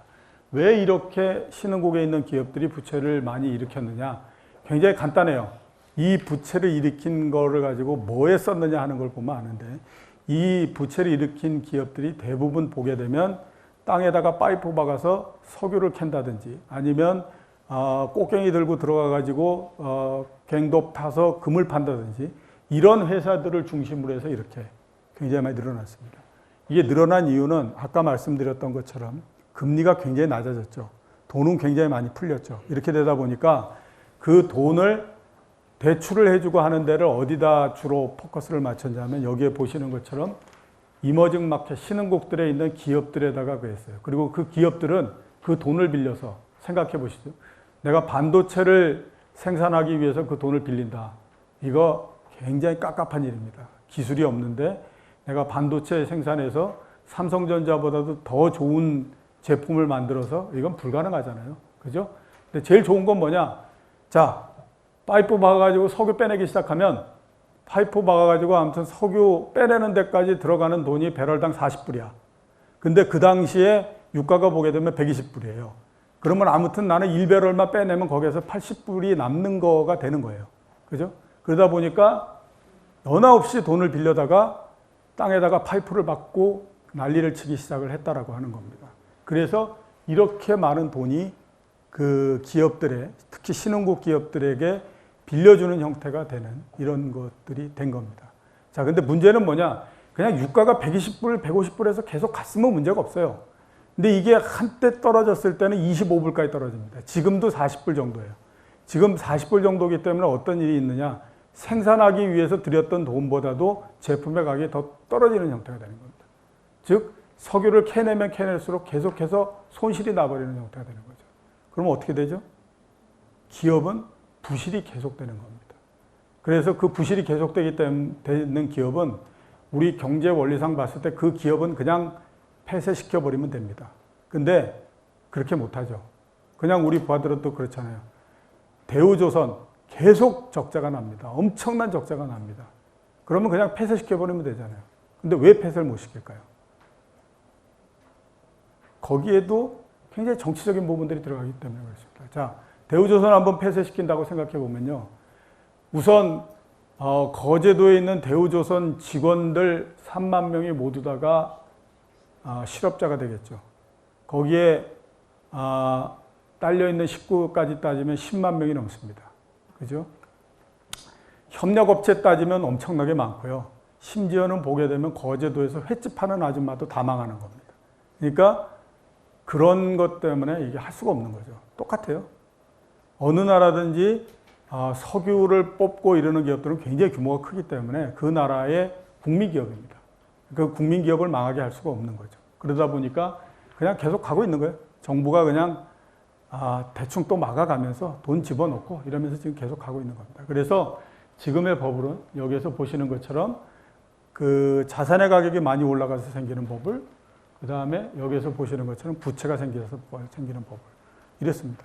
그래서 이런 부분들은 세계 경제에다가 굉장히 때때로 영향을 많이 주는 형태가 됩니다. 그러니까 가격이 많이 올라가서 가는 건 어느 날 갑자기 막 흔들려서 그 다음에 이 경제적인 불안을 갖고 오고 이럴 수 있는 부분들이기 때문에 이제 그렇게 해서 이렇게 됩니다. 자, 그래서 여태까지 제가 경제를 가지고 말씀드렸던 부분들을 하나로 전부 다 이제 모아서 일단 보게 되면 제일 처음에 말씀드렸던 것처럼 여태까지 대략 한 보면 8년, 9년 동안 세계 경제를 어느 정도 유지해 오고 했었던 정책이라고 하는 부분들이 내년도서부터는 상당히 약해질 수밖에 없고요. 그 다음에 저성장, 성장이 낮고 한 부분들은 이제 너무 기조적인 형태가 됐기 때문에 그렇게 올라가거나 이르기가 어렵다라고 하는 겁니다. 그 다음에 자산을 비롯해서 부채들이 너무 액수가 커져 있기 때문에 언제든지 한번 이렇게 흔들릴 수 있는 그런 부분들이 됩니다. 그 얘기를 전체적으로 총괄해서 가게 되면 경제는 대단히 어두운 형태다라고 말씀드릴 수 있죠. 그죠? 그 결론 아주 간단하잖아요. 그죠? 우리 경제는 이렇게 간단한 거예요. 그래서 자, 이랬습니다. 자, 여기까지가 경제에 관한 부분이고, 두 번째 이제 자산에 관한 부분서부터 한번 보도록 하죠. 하나씩 이렇게 갔습니다. 자, 먼저 모든 사람들이 항상 관심을 가지고 있는 부분들이 부동산입니다. 그죠? 그래서 부동산은 과연 어떻게 될 것인가 하는 부분들에 대해서 한번 볼 필요가 있습니다. 어떻게 될까요? 지금 굉장히 관심 많습니다. 왜? 얼마 전까지 이렇게 쭉 올라갔기 때문에. 이랬습니다. 어떻게 될까요? 제가 봤을 때는 내년도는 상당히 쉽지 않습니다. 그리고 앞으로 보게 되면요, 굉장히 오랜 시간 동안에 걸쳐서 부동산이 그렇게 많이 올라가거나 이르기가 굉장히 어렵습니다. 우리가 부동산의 가격이 움직이는 거는요, 큰 하나의 논리를 놓고 그 다음에 그 논리에서 이렇게 가는 겁니다. 자, 해방이 되고 나서 더 길게 보게 되면 조선시대 때부터겠죠.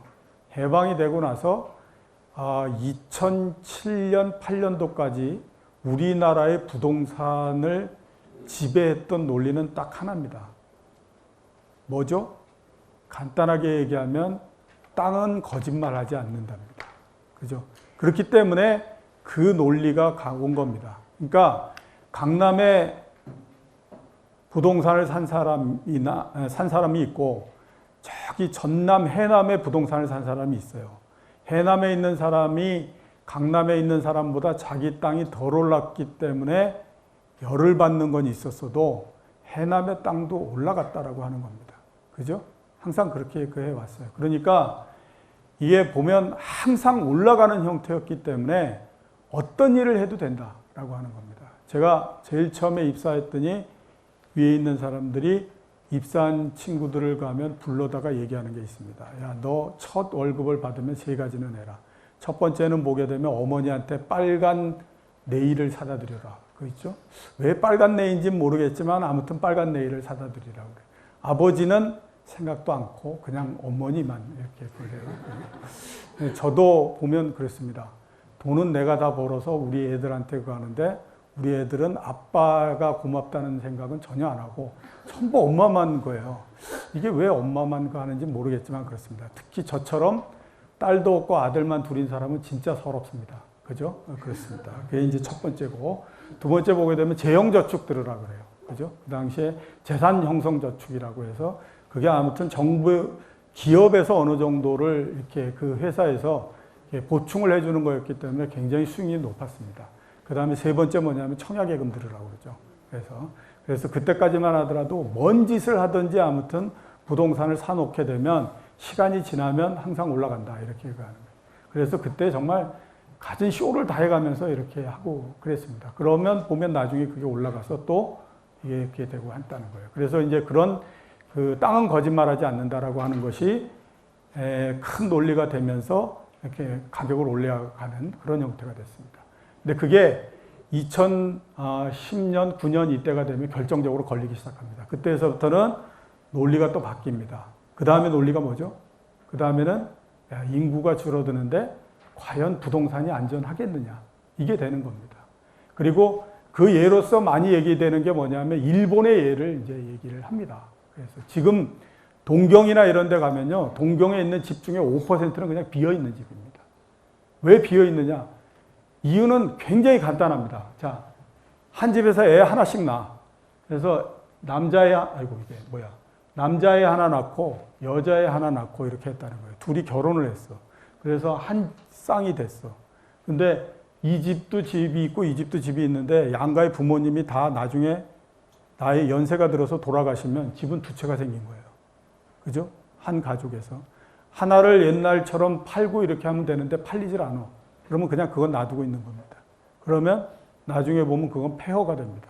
그런 형태로 그래서 됐어요. 그게 그렇게 된 가장 큰 이유가 뭐냐면 인구가 줄어들기 때문에 이제 그런 형태가 된 거죠. 그리고 그 일본의 집값이 본격적으로 떨어지기 시작한 것이 보니 생산 가능 인구라고 해서 우리로 따지면 18세에서부터 58세 정도까지 인구가 줄어들기 시작하면서부터 그런 것들이 내려오기 시작을 했다라고 하는 겁니다. 그리고 얘기하는 것이 우리나라의 생산 가능 인구가 말이지 2016년 내지 17년 정도 되면 이제 줄어들기 시작해. 그러니까 이게 난리 난다고 뭐 이렇게 되는 겁니다. 그래서 지금 이제 이렇게 계속 걸린 거예요. 그래서 그동안에 정부하고 그 다음에 건설회사들이 그 논리를 깨기 위해서 엄청나게 노력을 많이 했습니다. 그래서 개발해낸 논리가 뭐냐면 오케이, 우리도 인구가 늘어나지 않는다라고 하는 거에 대해서 인정한다 이거죠. 그렇다고 우리가 무리하게 인구가 늘어난다고 얘기하지 않겠다. 근데 잘 봐라. 옛날에는 제일 많은 포지션을 차지했던 게 뭐냐면 4인 가구입니다. 그죠? 엄마, 아빠, 애들 둘. 이게 전체에서 제일 큰 비중을 차지했어요. 근데 지금은 뭐가 제일 큰 비중을 차지하죠? 1인 가구가 제일 합니다. 애들 결혼 안 하잖아요. 그래서 대략 한 30세 초중반 정도 넘어가기 시작하면 직장 다니면 나와서 자기 독립합니다. 부모님이랑 같이 안 살고. 그렇게 해요. 그래서 제가 우리 여직원들 독립하면 제가 그 얘기 합니다. 야, 너 있잖아. 너하고 나이 비슷하거나 조금 많은 언니들하고 놀지 마라. 그 놀면 너 나중에도 결혼 안 한다. 같이 노는 게 재밌어서 결혼 안 하니까 하지 마라. 이런 얘기 하거든요. 그래서 그 인구가 그러니까 가구 수가 늘어나기 때문에 인구가 늘어나는 거하고 똑같은 효과를 갖고 있다라고 얘기를 했습니다. 그 결과가 지금 어떻게 나오고 있죠? 아파트는 많이 안 나가고 애꿎게 오피스텔만 엄청나게 지어가지고 돼버리는 형태입니다. 그래서 한동안 오피스텔이 굉장히 유행을 해가지고 지금은 보게 되면 오피스텔 또 풍년이 나가지고 또 난리가 됩니다. 그죠? 기본적으로 보게 되면 자, 인구가 늘어나지 못하는 상태가 되고요. 옛날에 인구가 굉장히 많이 늘어났고 그 다음에 또 보게 되면 소득이 늘어나지 못하는 형태가 되게 되면 부동산 가격을 올리기 위해서는 아까 그에서 봤던 것처럼 빚을 내 가지고 이 부동산을 사고 이러는 방법밖에 없는 겁니다. 근데 빚을 낸다는 것도 한계가 있는 거잖아요. 그죠? 그리고 올해하고 내년도를 한번 보죠. 올해는 금리가 1.3%까지 계속해서 떨어졌습니다. 국채금리 기준으로. 지금 금리가 얼마 정도 하냐면 2.1%입니다. 바닥에서부터 따져서 70% 정도 올라간 거예요. 자, 그래서 그걸 평균적으로 내서 올해에 집을 사고 했던 사람들이 이자로 한 달에 100만 원을 냈다 그러면 내년도에는 그 이자가 140만 원이 됩니다. 당장에 40만 원이 올라가는 거예요. 나는 빚을 더 늘리지도 않았는데 이건 굉장히 큰 부분들입니다. 그렇기 때문에 이제 보게 되면 이런 것들이 계속해서 올라가고 이러는 것이 그렇게 쉽지 않은 상황이 됐다라고 하는 겁니다.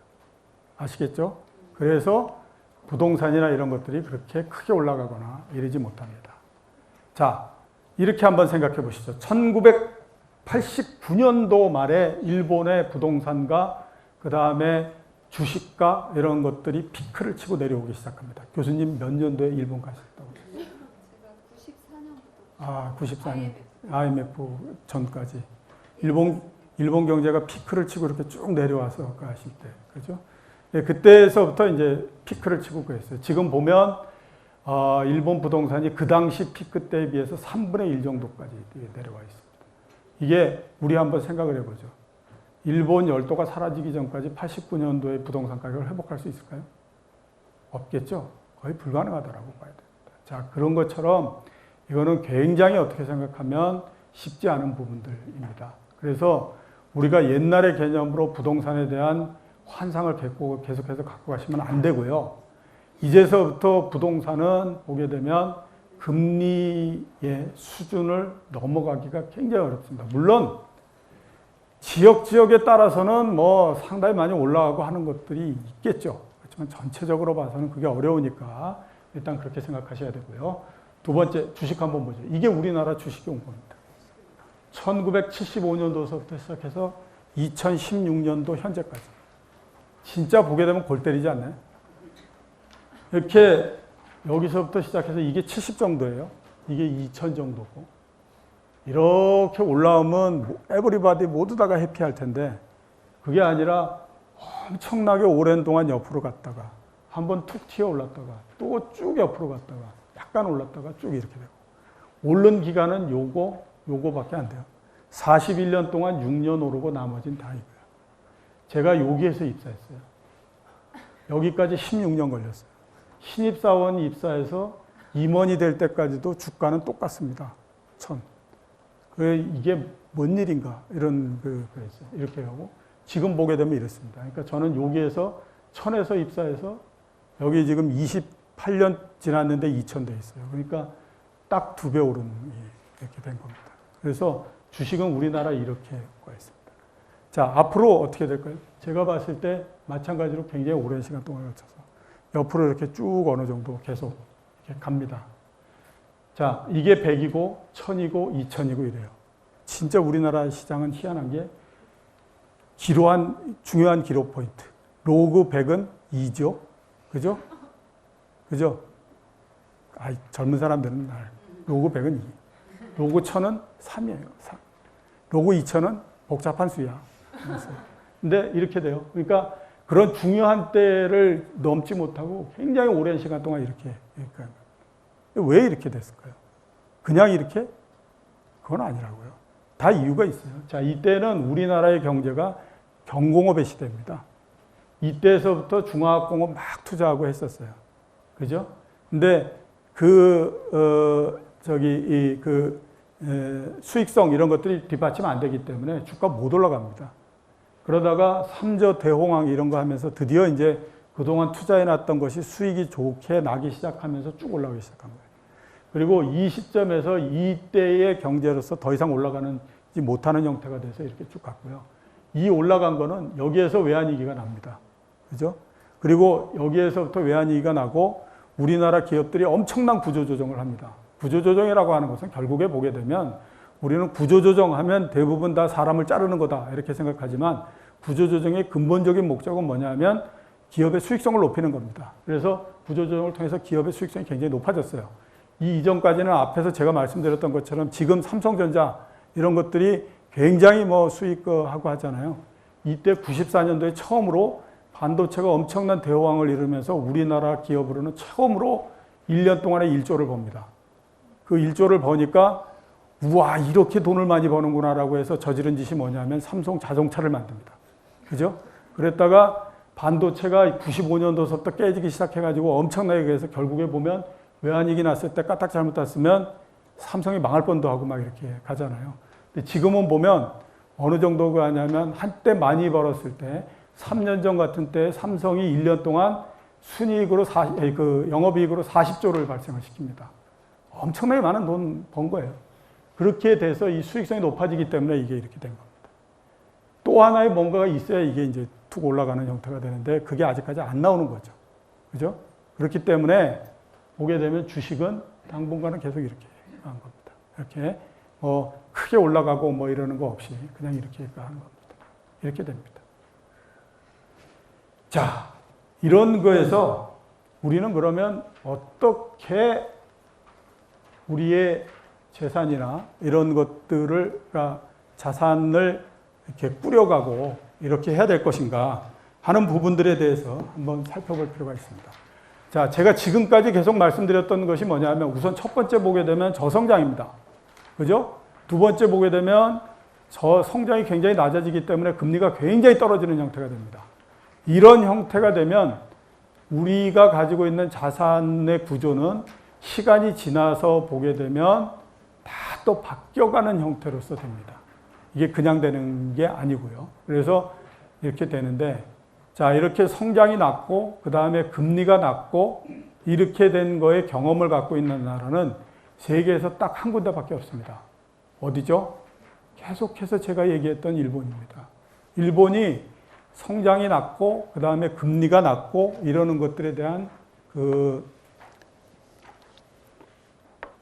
경험을 갖고 있다라고 하는 거예요. 그죠? 그래서 결국에 보게 되면 우리나라의 사람들이 자산을 어떻게 움직이고 해서 이렇게 변화한 것들에 적응을 해갈 것인가 하는 것들에 대한 패턴도 나중에 보게 되면 일본 사람들이 했던 것과 동일한 패턴으로서 쭉 가는 형태가 됩니다. 지금까지도 보게 되면 진짜 동일한 패턴으로서 오는 형태. 자, 옛날에 많이들 얘기한 게 뭐냐면 일본 놈들은 진짜 골 때리는 놈들이다. 이런 얘기를 많이 했어요. 왜? 금리가 우리나라로 하면 이제 한 96년, 5년 이때였었어요. 근데 그때 일본 금리가 얼마냐면 1점 몇 % 이렇게 합니다.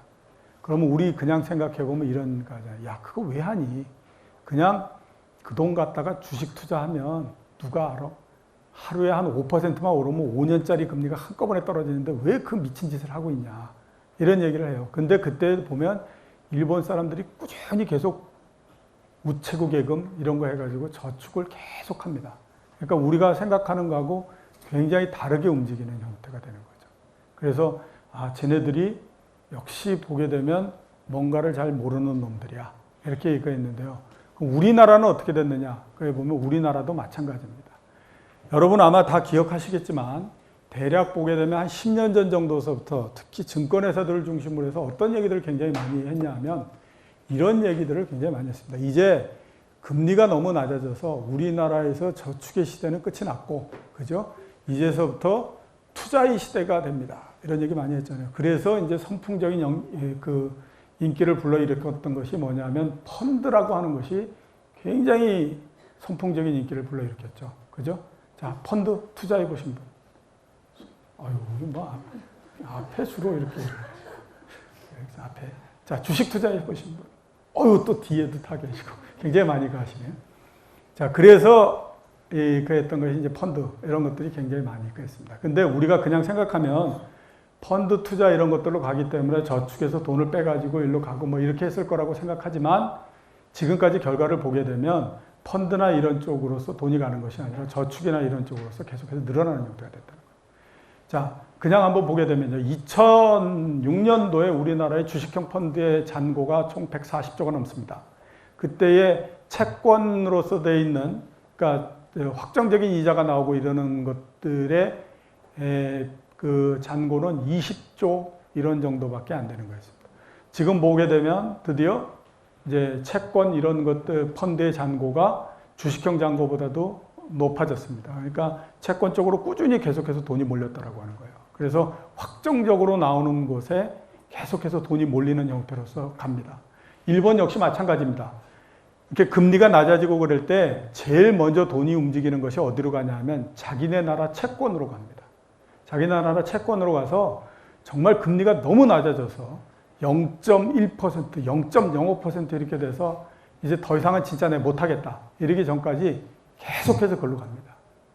그 다음에 그런 게 끝나면 그 다음에 어디로 넘어가냐면요. 해외 채권으로 넘어갑니다. 제가 2090몇 년도에 갔을 때도 그렇고 2000몇 년도에 갔을 때도 그렇고 은행도 그렇고 그 다음에 일본의 증권회사들도 그렇고 파는 게 딴 거 없습니다. 주식 파는 게 아니고 대부분들 파는 게 뭐냐면 미국 국채, 그 다음에 뭐 유럽 국채, 오스트리아 국채, 오스트레일리아 국채 뭐 이런 것들을 팔아요.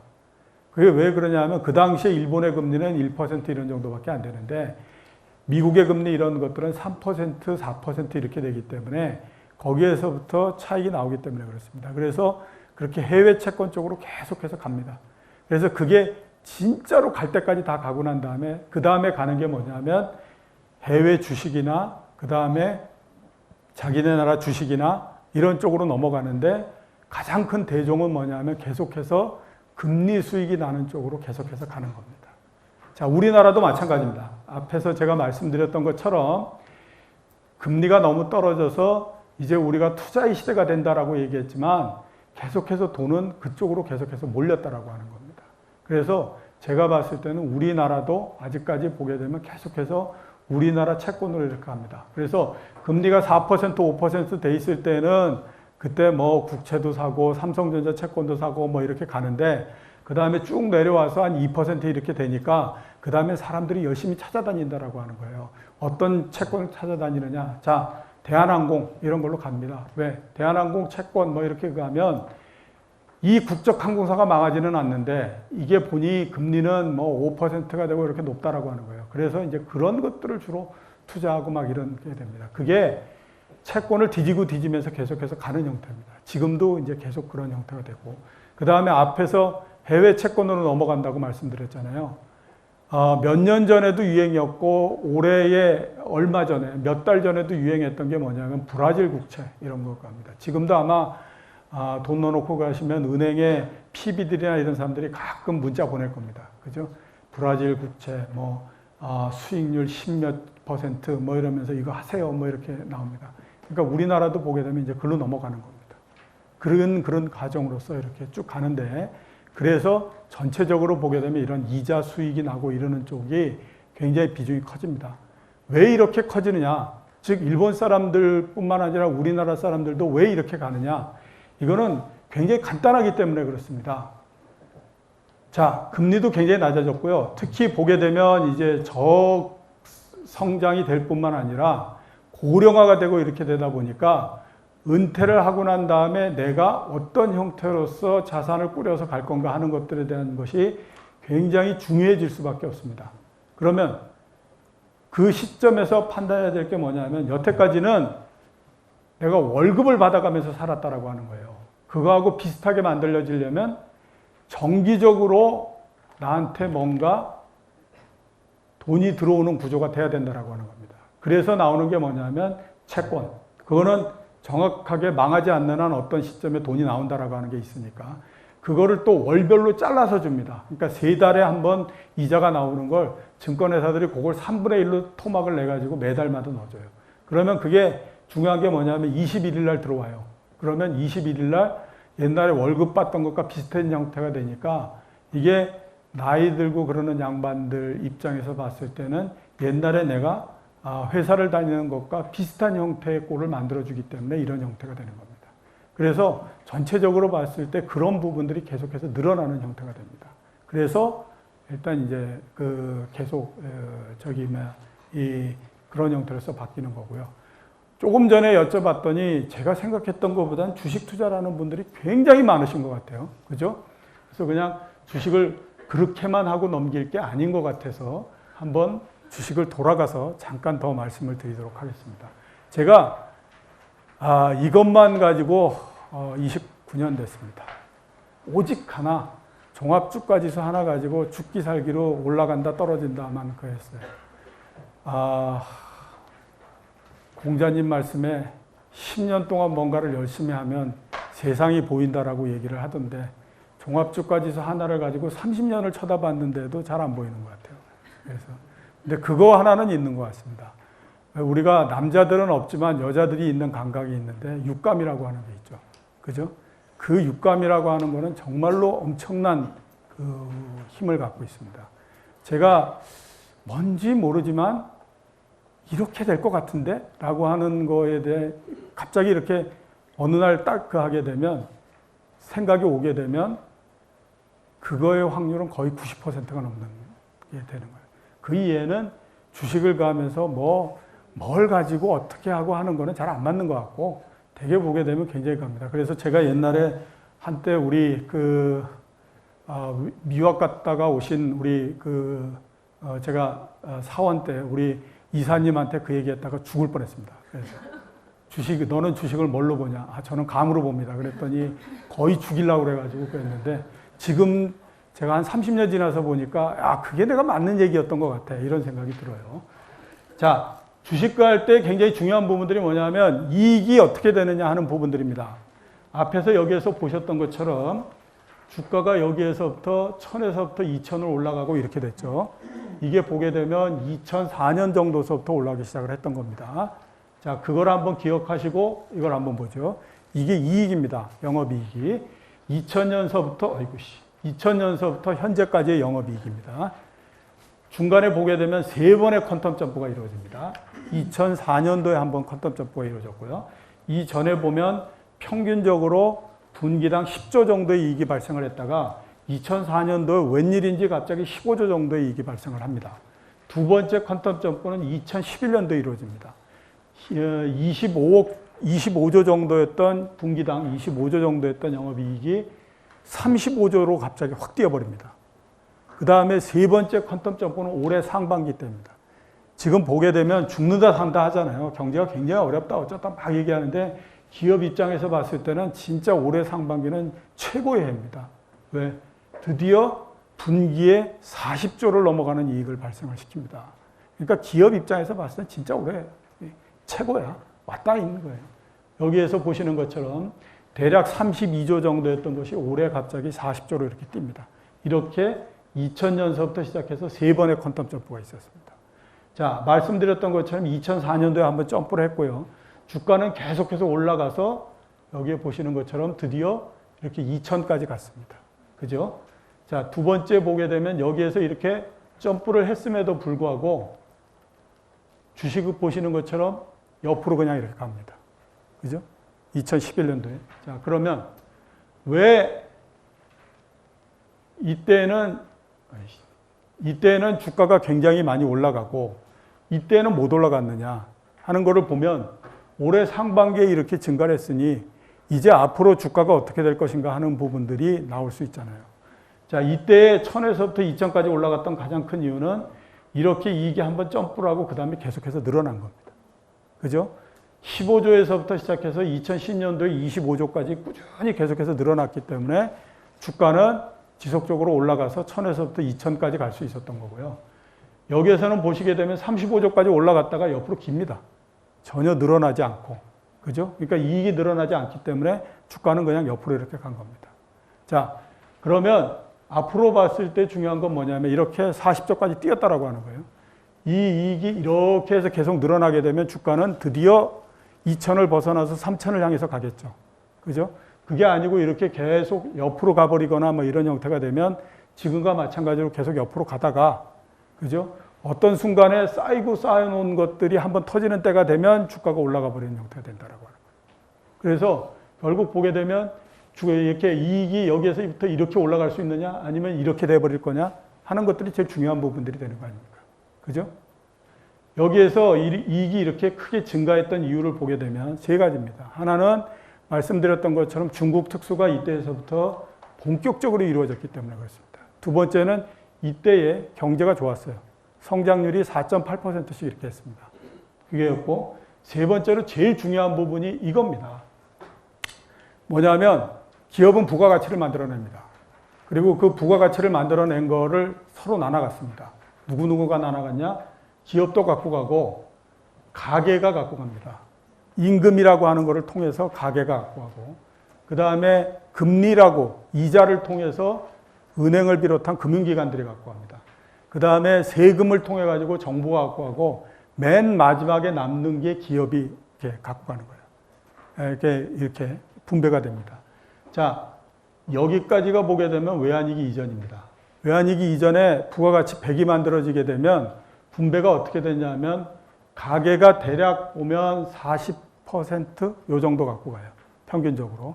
그 다음에 금융기관들이 대략 보면 30% 정도 갖고 가요. 정부가 그 세금으로 한 5% 정도 걷어가고 나머지 한 15% 정도를 이제 기업들이 갖고 가는 형태.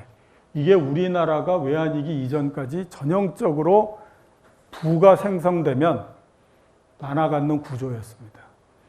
외환위기 때 대꾸받꾸를 쳐가지고 엄청나게 여기에서 변동이 심해서 아예 어떤 놈은 마이너스도 되고 막 이러기 때문에 이게 빼고, 외환위기 지나고 난 다음에 한번 보면 구조조정이 되고 나서 쭉 보면 굉장히 빠른 속도로 올라가죠. 이게 기업입니다. 그러니까 기업이 차지하는 비중이 굉장히 빨리 올라가는 거예요. 드디어 2002년도가 되면 가계보다도 큰 비중을 차지하고 더 올라가서 60%, 65%가 돼서 옆으로 가는 겁니다. 그 다음에 금융기관들이 굉장히 많이 떨어졌고요. 이자율이 떨어지고 막 이렇게 했기 때문에 굉장히 많이 떨어졌고, 가계가 지금은 보게 되면 한 25% 정도 이렇게 갖고 갑니다. 자, 이래서 경제민주화라는 얘기가 나오는 거예요. 왜? 이쪽에 이렇게 부가 많이 쌓이기 때문에 이게 밖으로 나와서 합리적으로 어떻게 돼가지고 해야 경제가 제대로 돌아갈 수 있다라고 해서 얘기한 게 경제민주화인 거예요. 그냥 간단하게 생각하면. 그랬는데 잘 안 되니까 그냥 이렇게 계속 가고 있는 거겠죠. 그죠? 이렇게. 그래서 15%였던 거 60%가 됐으니까 부가가치 전체에서 차지하는 비중이 4배가 올라갔다라고 하는 거예요. 자, 여기 이게 부가가치가 어느 정도 됐느냐 하는 겁니다. 금융위기 나고 막 이렇게 해서 부가가치 지금하고 옛날에 외환위기 전하고 보면 대략 보면 8배 정도 올라갔습니다. 그러니까 부가가치의 전체 액수가 8배 증가했고 그 중에 기업이 차지하는 비중이 4배가 증가했으니까 8 곱하기 4 하면 32죠. 기업 입장에서 봤을 땐 32배나 이익이 증가할 수 있는 형태가 됐다라고 하는 겁니다. 자, 이게 다른 어떤 것보다도 기업 이익을 굉장히 늘렸던 가장 큰 이유가 된 겁니다. 그러면 한번 보죠. 이제서부터 부가가치가 계속해서 이렇게 올라갈 수 있느냐? 그건 굉장히 쉽지가 않습니다. 왜? 성장이 2%인 나라에서 그 기업의 부가가치가 지속적으로 계속해서 올라가기는 쉽지가 않습니다. 그러면 이게 65%에서 한 80%로서 올라가느냐? 그렇게 되면 난리 나죠. 그죠? 지금도 뭐 난리가 아닌데 이게 80% 이렇게 가서 기업들과 하면 이제 그때는 막 난리가 아닌 거니까 이것도 더 이상 올라가기가 어려운 거죠.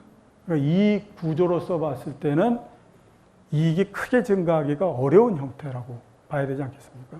그죠? 그렇게 보는 게 합리적이잖아요. 그렇게 되다 보니까 여기에서 보시는 것처럼 이익이 이렇게 앞으로 크게 증가하고 이러는 것보다는 당분간은 옆으로 이렇게 간다라고 보는 게 맞다라고 하는 겁니다. 자, 그렇게 되니까 이익이 크게 증가하지 못하니까 마찬가지로 우리 보는 것처럼 주가는 그냥 이렇게 옆으로 어느 정도 가다가 쌓여서 이렇게 해놔서 드디어 이제 임계점을 넘어가게 되면 그 다음부터 이제 주가가 막 이렇게 움직이는 그런 형태가 되는데 언제 임계점을 넘느냐? 그건 나도 모르지. 그죠? 그거 제가 어떻게 알겠어요? 그거 내가 알면 내가 여기서 이렇게 안 하고 있죠. 그죠? 그래서 그렇습니다. 그래서 이렇게 주식합니다. 그리고 자, 이제서부터 제가 마지막 한 말씀드릴 부분들은 이제서부터는요, 이 부분들을 인정하셔야 됩니다. 뭐냐면 금리도 이제서부터는 크게 움직이지 않습니다. 앞으로 짧으면 5년, 길면 10년 동안 우리나라 금리는 그냥 옆으로 이렇게 쭉 갑니다. 계속. 자, 앞으로 굉장히 오랜 시간 동안 보시면요, 또 유가도 옆으로 계속해서 갑니다. 지금도 보면 무려 2년 동안에 걸쳐서 유가는 배럴당 40불대에서 옆으로 계속해서 밀고 가고 있습니다. 그죠? 마찬가지로 주식도 보게 되면 한 7년 동안에 걸쳐서 옆으로 이렇게 지금 계속 가고 있잖아요. 이제 굉장히 큰 변동이 막 일어났던 6년, 7년이 전부 지나면서 가격이 만들어지는 모든 것들이 대단히 안정적인 형태로서 그냥 옆으로 이렇게 쭉 가는 형태가 됩니다. 금리라고 하는 것은 그 나라의 가장 대표적인 투자 수익률입니다. 금리가 낮은 나라에서 어떤 특별한 자산이 오랜 시간 동안 계속해서 높은 수익을 올릴 수가 없습니다. 왜? 만약에 부동산이 금리에 비해서 굉장히 높은 수익을 5년, 6년 동안 계속 지속한다라고 하면 돈의 이동이 생기기 때문에 그렇게 나오지 않는 겁니다. 그죠? 그 얘기는 뭐냐면 우리나라의 금리가 굉장히 낮아지는 형태가 됐기 때문에 이제 우리나라의 모든 투자할 수 있는 자산들이 대부분 다 상승률이 굉장히 낮아졌다라고 하는 겁니다. 자, 그거는 우리가 인정을 해야 됩니다. 왜냐하면 이제 우리나라는 저성장과 저금리의 나라가 됐기 때문에 그렇습니다. 아시겠죠? 예, 제가 말씀드릴 부분은 여기까지입니다.